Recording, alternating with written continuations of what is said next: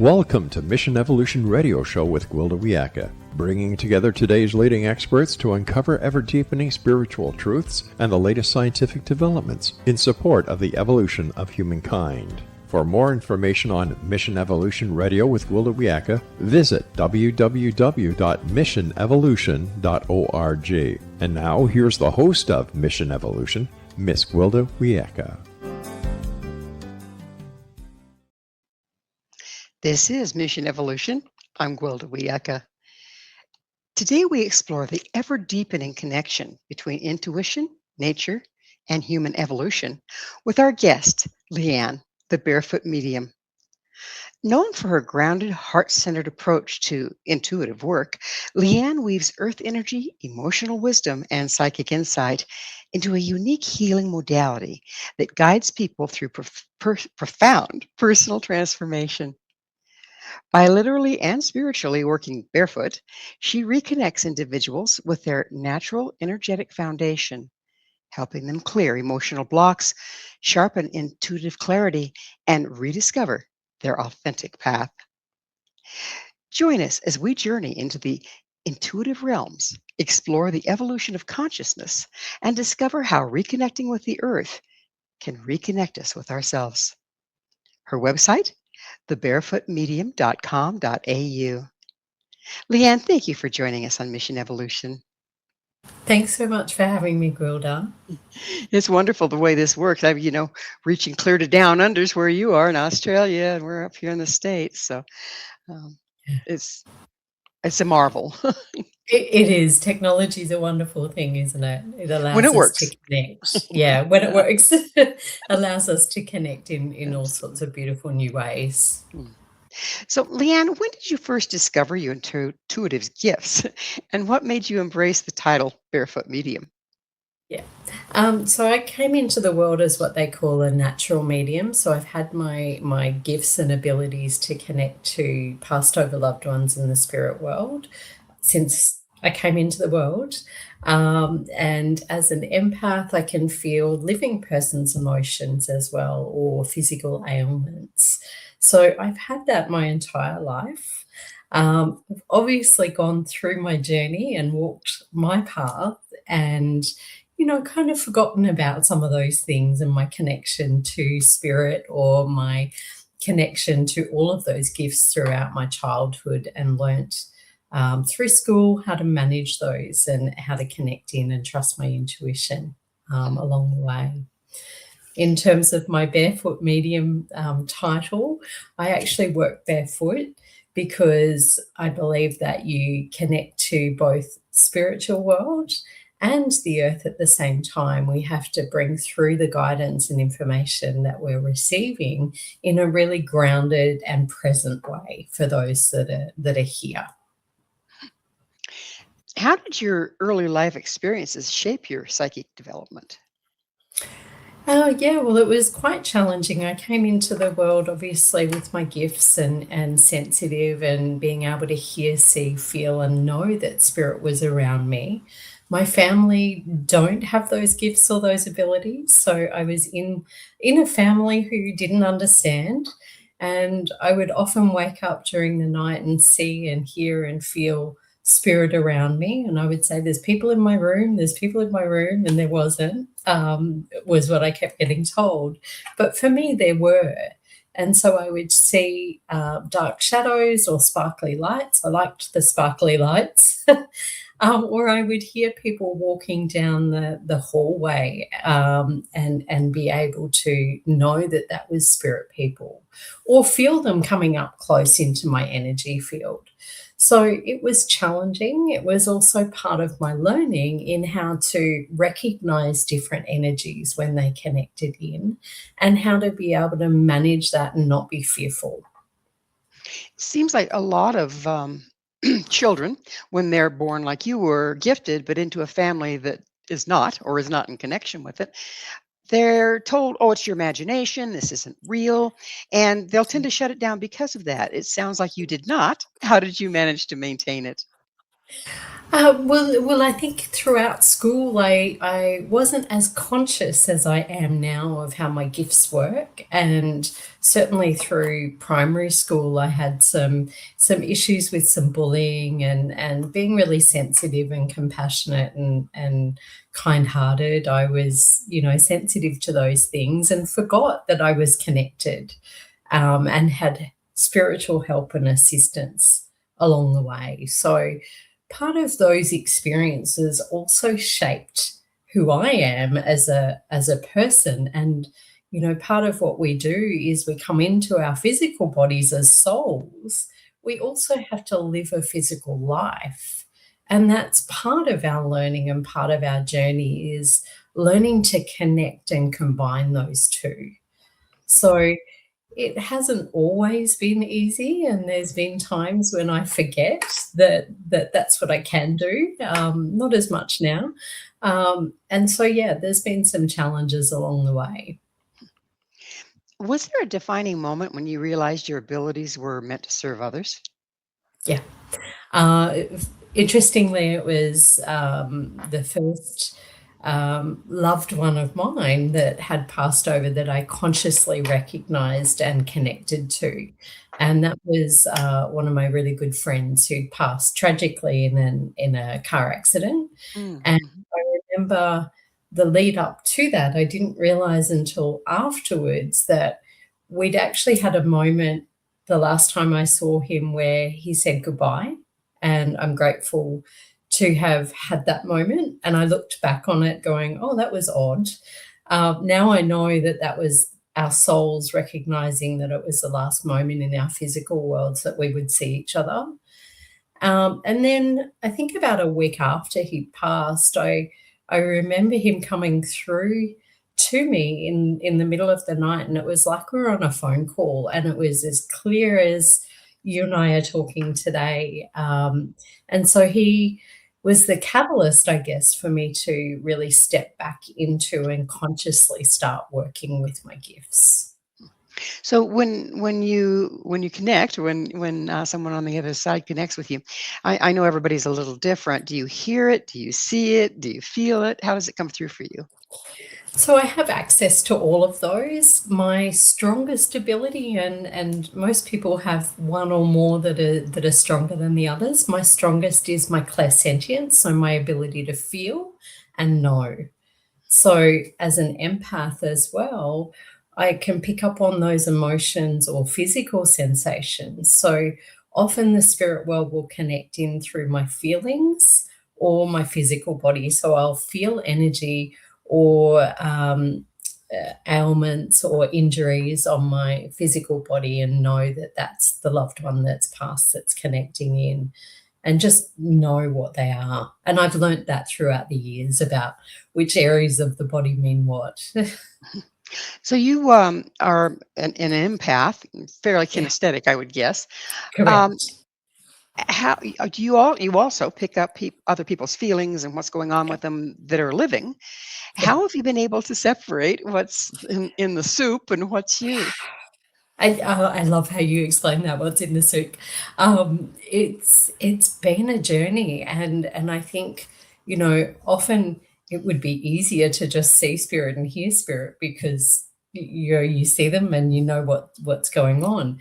The reality is learning to work with what is my own energy as a human, because I have my own emotions and own things going on in the world, and separating that from living people.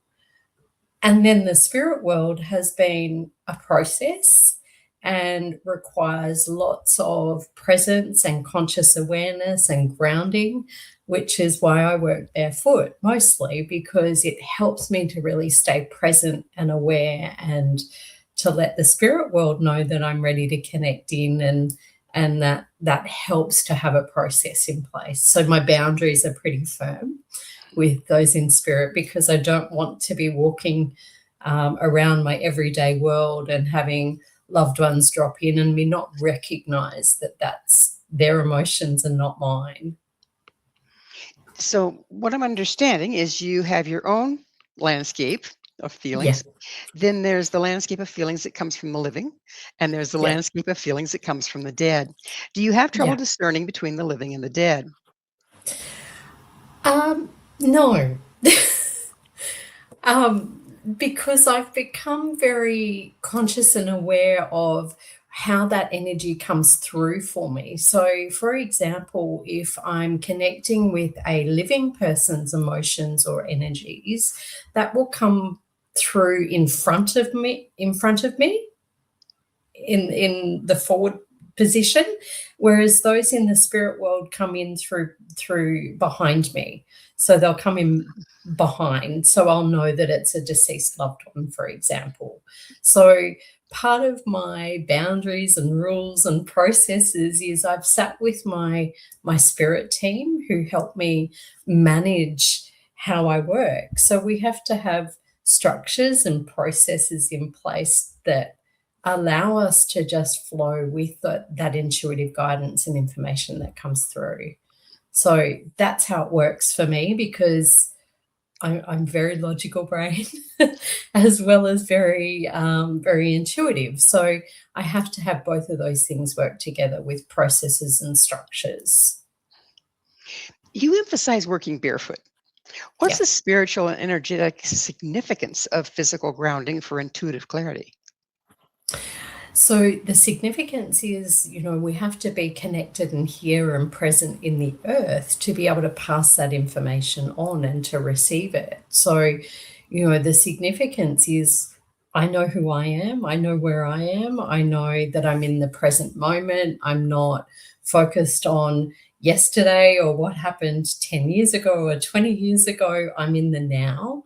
I'm not focused on tomorrow or 5 years' time or how I'm going to pay the bills or what's going on with family or friends or anything like that. I'm present, I'm here, I'm in the moment, and I'm opening myself up to those in spirit so I know what's coming in is from them rather than from me. So the significance is getting present, grounded, conscious of your thoughts, conscious of your emotions, conscious of your actions and behaviors, because sometimes spirit can bring through mannerisms as well. And so the way we move and the way we say things or how we feel can be part of that message. So we have to be really present and in the moment. Do you believe humanity's disconnection from nature contributes to intuitive blockages? Yeah, absolutely. Because if you're not here, if you're not on the world and on the earth, how can you pick up that information that comes through? And, one of the other beautiful things that I've had the honor to learn is about the Indigenous people in South America, mostly work barefoot. And so, what they do is they feel the earth and the vibration of the earth and the messages that come through from the earth. And if we really connect in with our feet and the earth and what's underneath us, we can actually feel when things are going to shift and change for ourselves. I'll often get itchy feet when I need to move home or when there's time for a change. And so we can feel how our manifestations are coming through by Well, we're about to connecting have with to the take earth. we're about to have to change because we need to take a station break. Sure. Leanne and I will return very shortly. Don't you go away. This is Mission Evolution, www.missionevolution.org.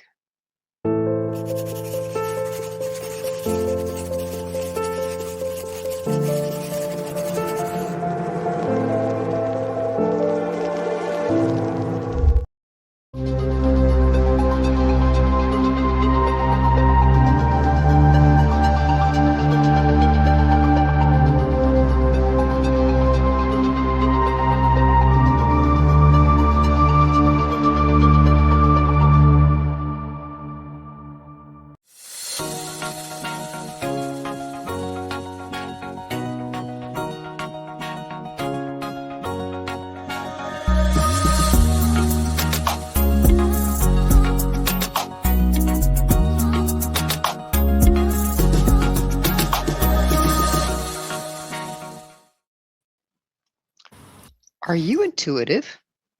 Can you trust it? With us this hour discussing the ins and outs of communicating with the esoteric is Leanne the Barefoot Medium. Leanne, can you walk us through how you receive intuitive information? Is it visual, emotional, auditory, combination? Yeah, it's a combination of all of those things. It depends on whether I'm doing a psychic reading, for example, with a living person. It might be that the easiest way for them to communicate that information to me is through vision. So I might see some symbols and images in that way, or I might hear the information come through.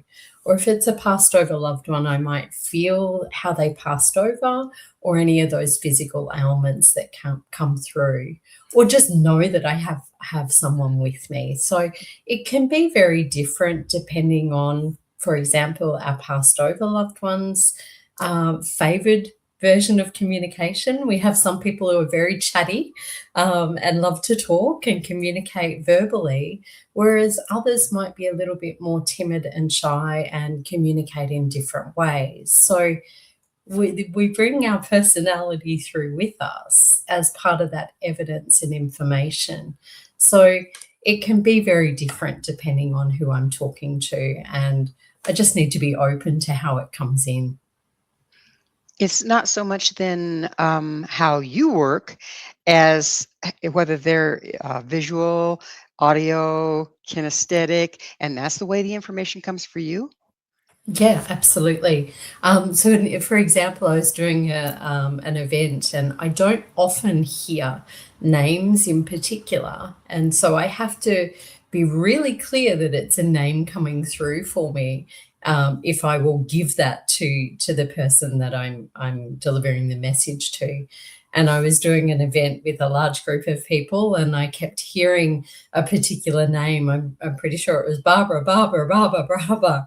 And I just had to keep repeating it because it wouldn't go away. And she put her hand up, and I said, "Oh, okay, I've got your dad here." So that was the only piece of information I had to know who I was going to. Others, I might get, an image of what they look like and their physical appearance, how they dress or how they present themselves, or an image of, or a movie even of what happened or what unfolded prior to their passing, and see them in a hospital bed, or just feeling those physical ailments. For example, if they passed from a stroke, I might feel it down the left side of my body, or a heart attack, I might get the chest pains, or difficulty breathing with lungs. So it's all very, very different. Where you're so empathic, do you have to be mindful not to take on those things? I mean, you pick them up. How do you let them go? Yeah, and that's the other part of the challenge with learning how to manage and work with energy, whether it's a human person or a passed over loved one. And so it's about learning spiritual boundaries and grounding, and learning those fundamentals and basics of how to manage energy with cleansing and clearing yourself after each connection that you have. So it's about going, okay, thank you so much for coming. I'll give you their love and send them with you, and then you cut that energy and come back to yourself and let it go. And one of the things when you first started developing, when you give readings, you're often looking for that external validation. Did I get it right? Am I correct? And that keeps us connected to the energy rather than letting it go. And so it's really important, trust-wise, to give what you receive and let it go. And if you let go of needing that validation, you often get that come in anyway. So it's a process of learning to cleanse and put boundaries in place around what do you do process-wise to finish a reading or a connection, and then how do you come back to yourself. Do you I'm still a little unclear on how you do it. Do you, in your imagination, disconnect? Do you use your intention to disconnect? What's it look like? Intention is very powerful. So often, for example, people might connect in by clearing their chakras and then opening them and inviting spirit to step in. And that can involve a very long process. For me, it's just, okay, I'm ready to go. Oh,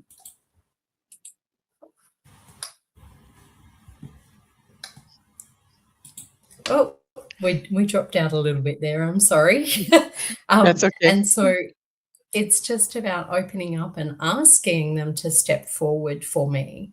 And they do. And then it's just a matter of saying thank you and intending for that disconnection to happen. So it's connecting and disconnecting.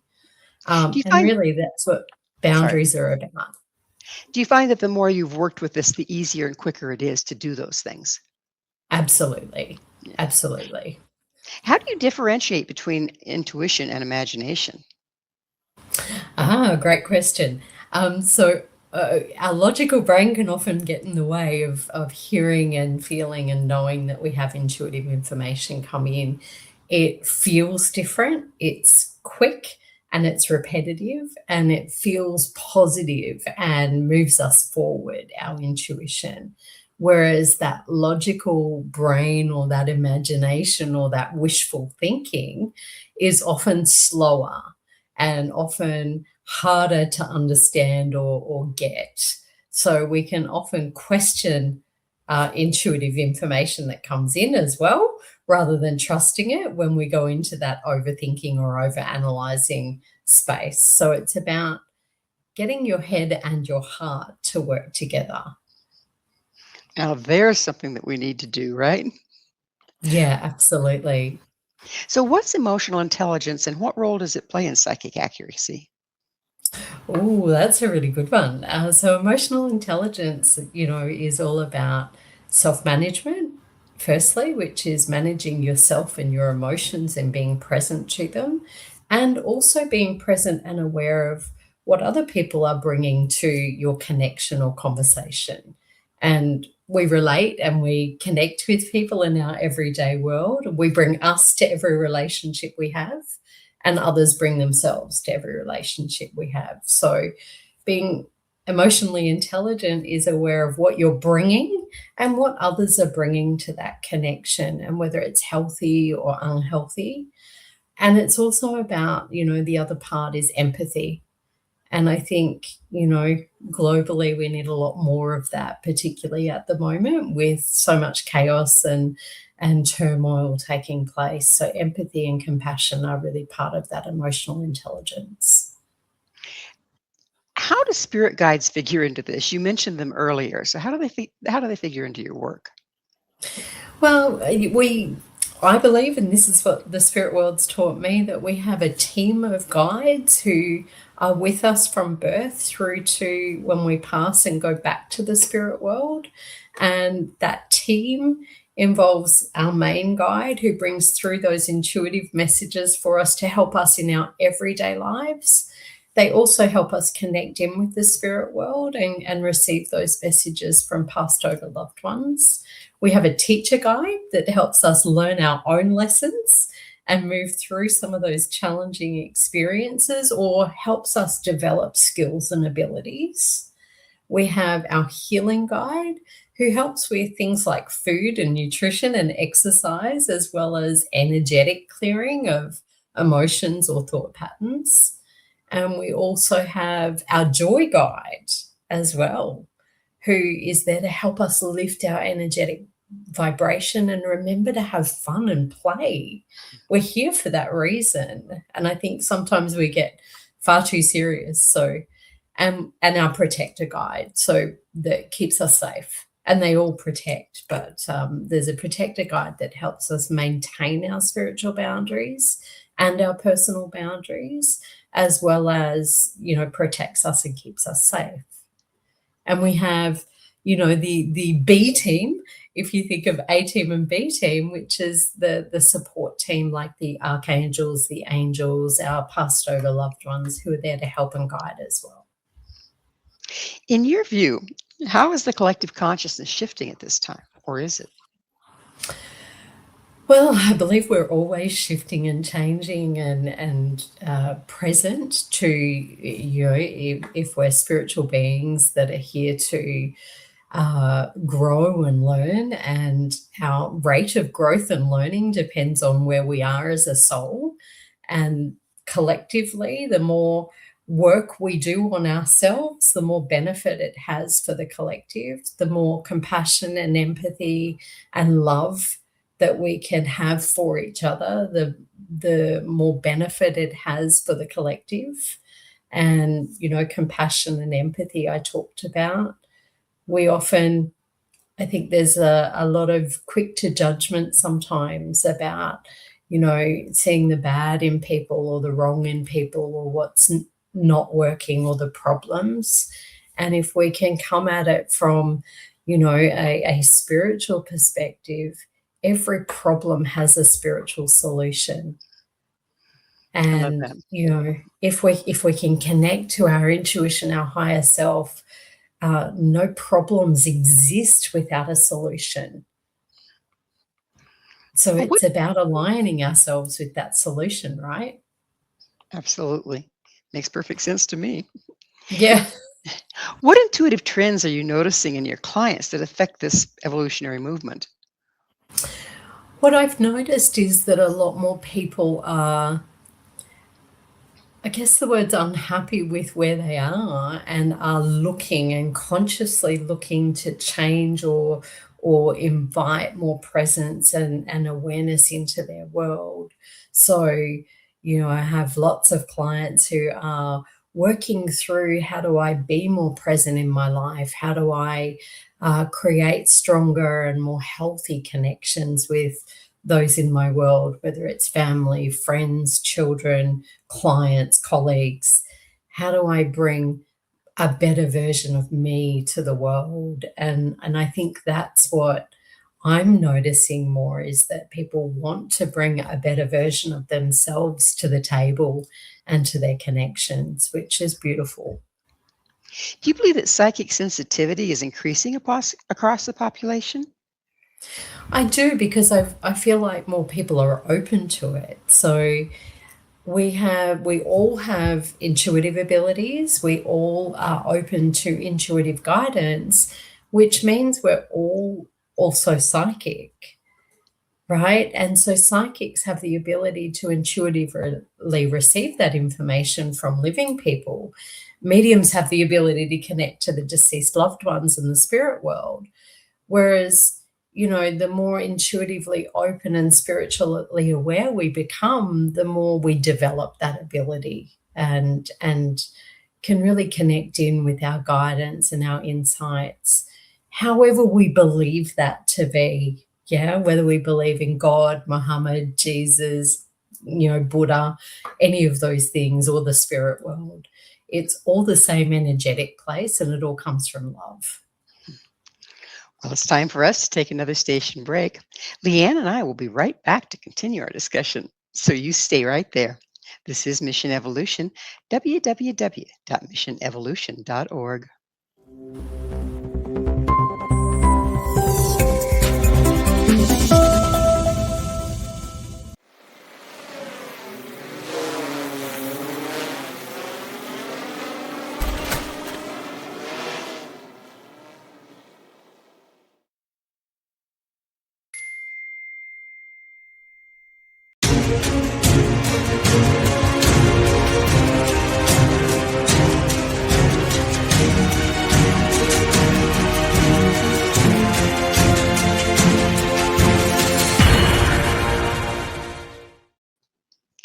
Do our patterns control us? This is Mission Evolution, missionevolution.org. With us discussing self-awareness is Leanne the Barefoot Medium. Her website, thebarefootmedium.com.au. Leanne, what role does self-awareness play? We were talking a little bit about this. I'd like to go into it deeper if you don't mind. What role does self-awareness play in transforming limiting patterns? Mm. Well, we can't transform something if we're not aware of what's playing out, is the first thing that I would say. So, that first step in change and transformation is acknowledging what we become aware of.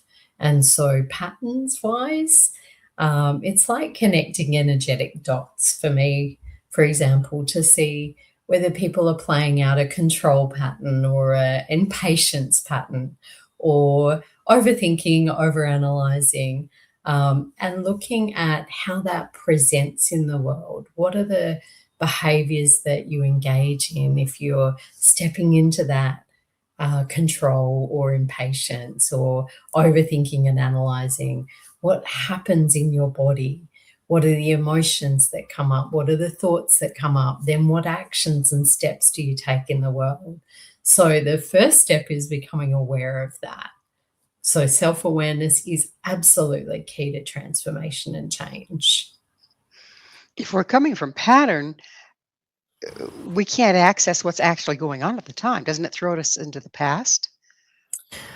It can. And if we're grounded and present and aware in the moment, we can notice where our energy has been pulled. There's often, if we're in that past, and I talk about kind of, where is your energy? You can be pulled to the past or pulled to the future, or you can be in your center in the present moment. And when we are in that past and that pattern, there's often a situation, an event, or an experience that triggers or pushes our button that moves our awareness into that past, into that, state of trauma, for example, for some people, that takes us back to that initial experience that created it. So it's like an energetic loop that we play out.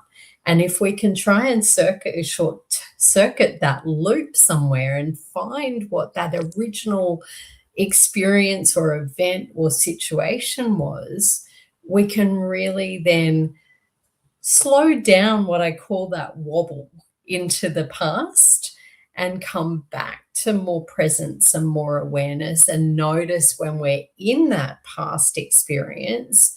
And then we can just look at it from a different perspective and see what's happening. And then next time we slow that loop down and it gets smaller and smaller and smaller until we clear it and heal it. So sometimes we do have to keep playing it out. When we're triggered, do we take the events of the past, superimpose them on the present, and make a rerun out of the future? Absolutely. Absolutely. And so what we do is we then project that experience into tomorrow, and tomorrow never comes. And so what we do is we create that tomorrow from our present moment with those perspectives or experiences or pains or hurts or traumas from our past. And so if we are repeating patterns or we have the same experiences going over and over again, then it's time to pause and get aware of what's really going on and what that experience might be, whether it's, attracting in toxic, unhealthy relationships, and that was one of mine in the past, or whether it's overthinking and analyzing or looking for that external validation. We often experience repeated patterns. So notice them, get present to them.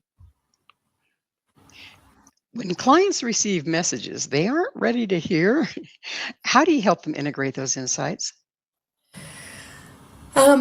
Sometimes you can't, and you have to just plant the seed. So that would be the first thing I would say. People have to be open to receiving the insights that are coming through. We as psychics or mediums or intuitives can't change the information that's there. And we have to trust that at some point that information may land and they'll have that light bulb moment to say, oh, okay, this is what that meant. So we can help people to get in their body, get grounded, get present, get open to receiving information, and letting go of those patterns that close them in, or close them down to receiving that guidance. And so it's really about going, how do I open my energy field to receive, even if it's starting with a cup of coffee or a compliment or something like that, to then allow the bigger things to start coming in. So, that's depending on the client, how I would start with opening people, and just keep planting seeds to, let them follow the trail and the path along their journey. It's their journey at the end of the day. And they can struggle with it and fight it and resist it, or they can choose to step in and do things a little bit more easily. It's up to people how they journey. It sounds like it takes a fair amount of trust in what you're receiving and then letting go of the results. Yeah, absolutely. And my job is not to judge or, force information into people. My job is to bring it through as I'm hearing it, seeing it, feeling it, and receiving it, and trusting that that person will receive exactly what they need in this moment. Whether it's what they want to hear, it will be what they need to hear. What daily practices do you recommend for strengthening our intuition? The daily practices I would recommend is firstly that grounding and getting present. And however you do that, it might be as simple as when you get out of bed of a morning, placing your 2 feet on the ground and using affirmations like, I'm grounded, I am present, I am here, I am in the moment. Start there. Then, maybe a cleansing process where you get really clear of what's the thoughts that are starting for you through the day. Are you playing over a record or a story that's creating that tomorrow that says, I'm limited, I can't do this, I don't have, or I'm lacking somewhere? Or are you in a space where I am trusting, I am believing, everything's possible, everything's always working out for me? Cleansing and really short-circuiting those stories that we start with, because they become our emotions and our feelings if we don't clear them. So I would start there, and then look at, what energy do I want to bring in for the day? What am I focusing on? Is it, joy? Is it peace? Is it happiness? Is it abundance? Is it gratitude or appreciation? And putting boundaries in place to go, what am I okay with? What am I comfortable with? And what am I not? How am I connecting and how am I disconnecting? Here's how I will connect. Here's how I will disconnect. And that's really important in healthy and unhealthy relationships, right? For sure.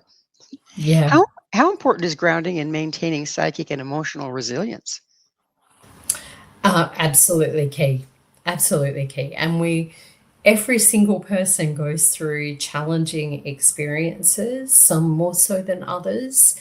And in those moments in particular, it's important to keep ourselves in the moment and present and aware of what's going on around us. Some people need to be more aware of that than others. And, keeping ourselves safe physically, mentally, emotionally in that space. And we can't do that if we're not grounded and present. So resilience comes from being able to walk through challenging experiences and to deal with them. And some of us have been given a lot more than others. And the reason we're often given that is because it's our experience to walk through and learn about, so that we can step through the other side of that and bring through the knowledge and the wisdom that comes through. And we can't get that knowledge and wisdom without being grounded and present. Grounded and present sounds like a huge challenge. I mean, I've experienced it's a huge challenge myself. It seems like most of us are pretty disassociative. Yep. How can you come from that place to even recognize where grounded and present is? Yeah. Start with the breath. Yeah. And so we're often, I talked about the head and the heart before, and that's where that disconnect happens. We can often be so in our head and analyzing and projecting or disassociating or whatever that might be. We're not in our bodies. And so start with your breath and really acknowledging, how are you breathing? Are you taking really short, shallow breaths, or are you breathing fully into your body? And that breath in particular will start getting you back into your body, back into your heart, back into noticing your intuition and your guidance that's there. And if you're really, in your head or over analyzing or out of that body and not present, and you're in the past or too far in the future, one really simple technique is to start naming things that you can see around you in your physical world. I see a tree, I see a door, I see a fan, I see, a globe in the background, I see your beautiful blue jacket. Yeah.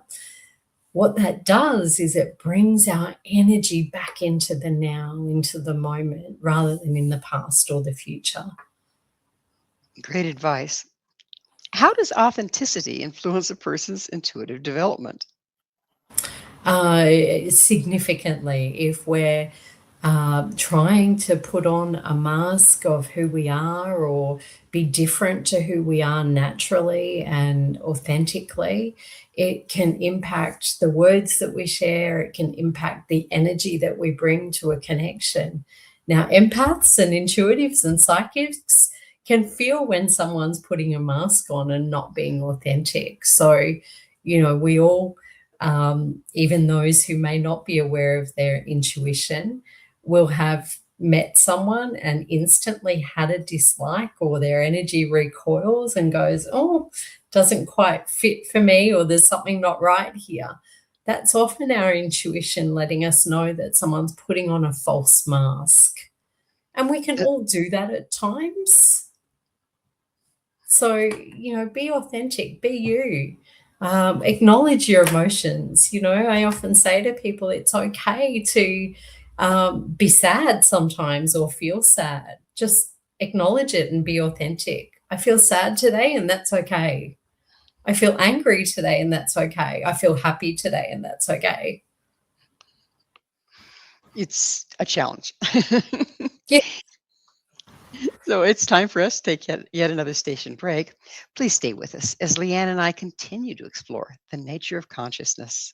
This is Mission Evolution, www.missionevolution.org.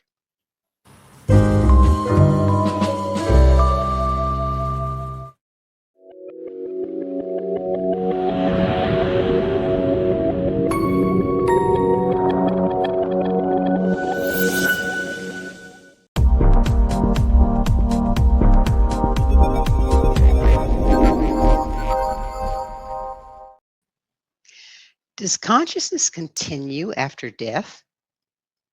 This is Mission Evolution, missionevolution.org.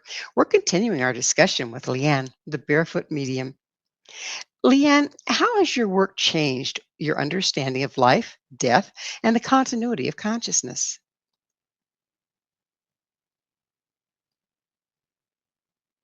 Um, Look, I have, as a natural medium who's meant to be working with bringing through messages for people to connect with their passed over loved ones, I've experienced grief, loss, and trauma from a young age, and have many loved ones who've passed over. So my journey with walking through that has helped me to learn how to hold space for other people's grief and loss and trauma. So I'm grateful for that. I'm grateful for those learnings. I'm grateful that on the other side of grief is love, and grief is just love that we don't know where to put. So my journey has helped me to know that we are never disconnected from our loved ones. We're always connected. They're always there. We're always connected to the spiritual, the intuitive world, whatever it is that you refer to that as and name that. Depending on your belief systems, we are always connected. It's just our human self that feels like we're disconnected sometimes. And that logical brain, that human self, that fearful self that says, hey, there's all these problems going on. Whereas our intuitive soul self knows the answers, knows the solutions, knows how to walk us through our experiences, and knows how to build that resilience and get that knowledge and wisdom that we need. And life's taught me that, How can intuition improve relationships, communication, and decision making? Speaking of which,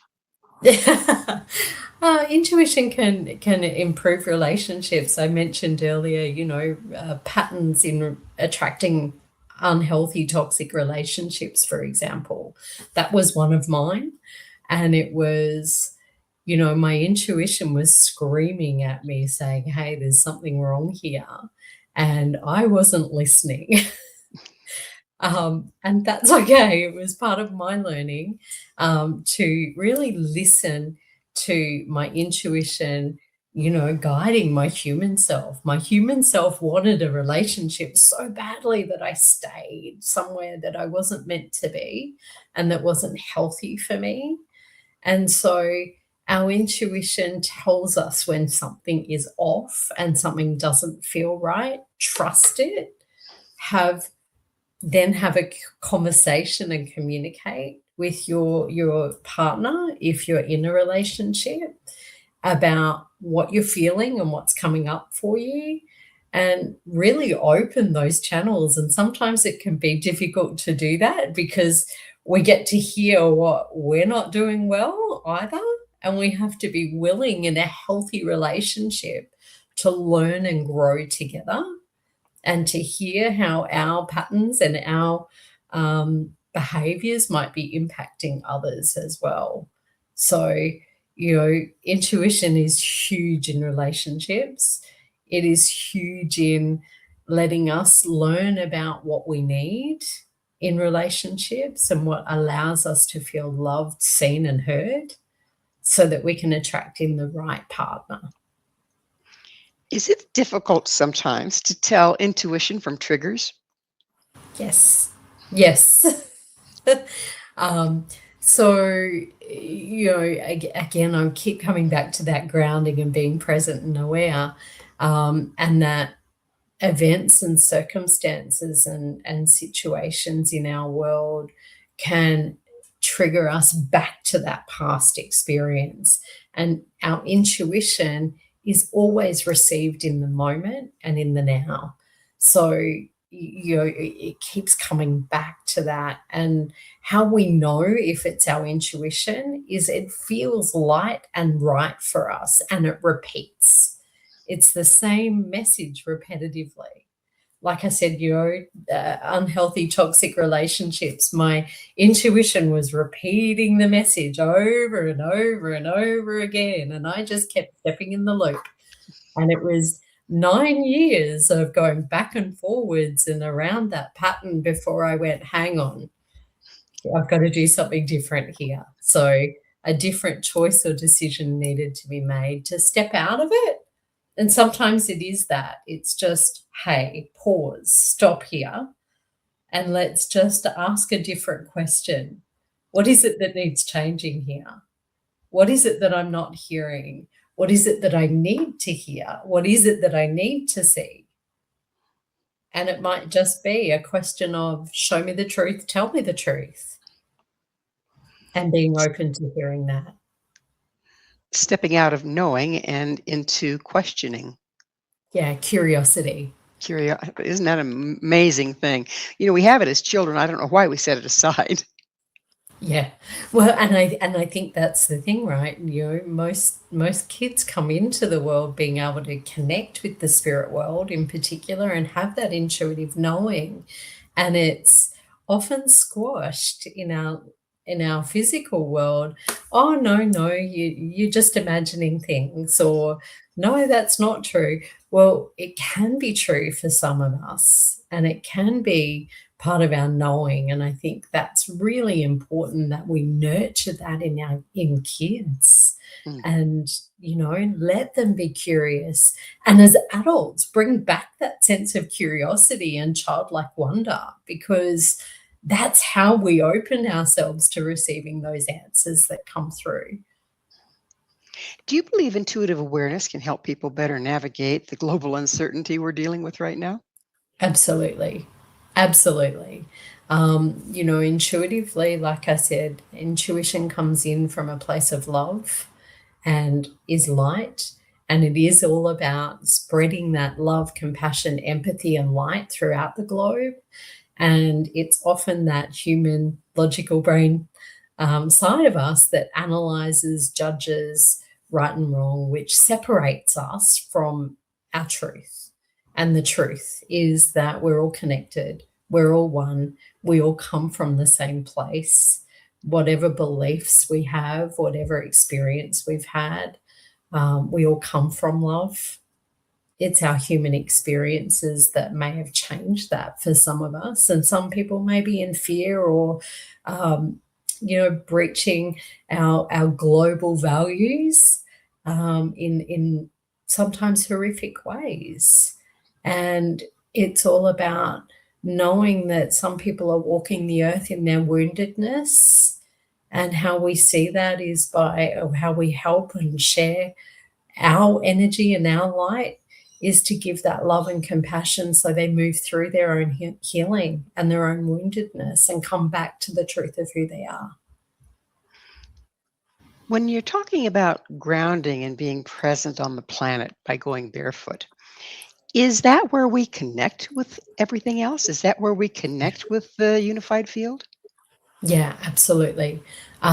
We can't connect upwards without connecting to the earth, because if we connect upwards to our spirit world, or the consciousness, whatever we want to call that, then we take our energy above our body, and that's where we can disconnect or disassociate from being here. And in order to get those messages or insights, we have to be present on the earth. And our feet being on the earth is part of that groundedness. And Mother Earth, Gia, helps us to be able to heal and process those emotions and that woundedness that's happening for ourselves and for others. She supports us. She holds us. She nurtures us.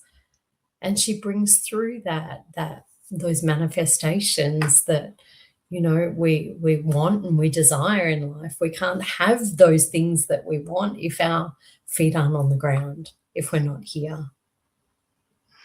How can our audience begin to start trusting their own intuitive instincts? Yeah.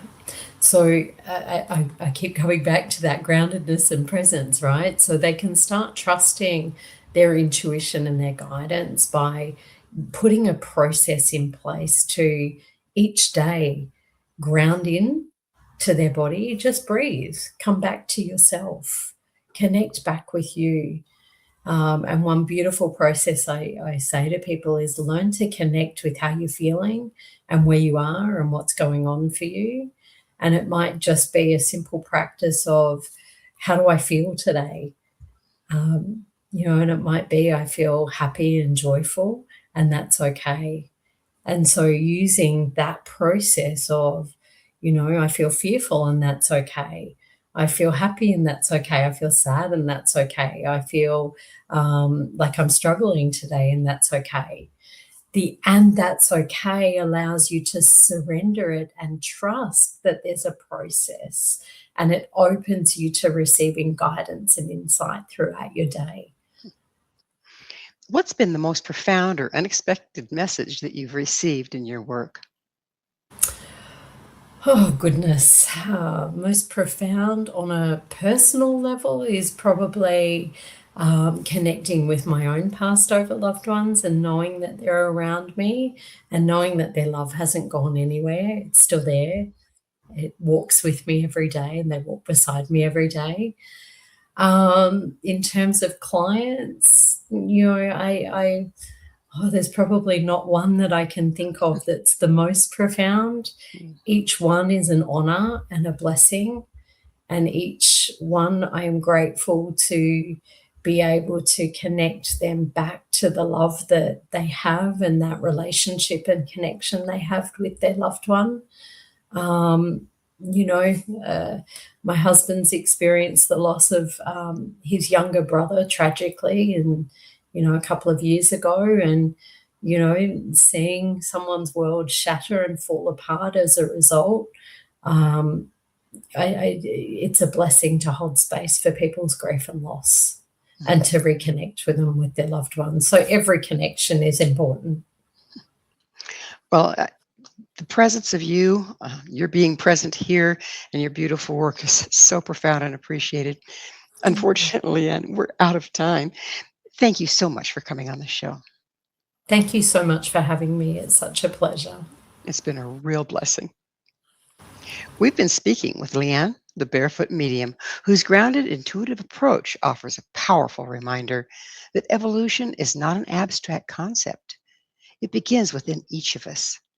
Through her work, Leanne encourages us to reclaim our natural sensitivity, strengthen our connection with the earth, and engage life with authenticity and purpose. To learn more about Leanne's services, classes, and upcoming events, visit her online at thebarefootmedium.com.au to continue your own journey of reawakening. For more information about Mission Evolution or to enjoy our past archived episodes, please visit www.missionevolution.org. This has been Mission Evolution with Gwilda Wiyaka, guiding you through the ever-shifting landscape of human consciousness. Until next time, may you walk your path with awareness, empowerment, and a deep connection to the world beneath your feet.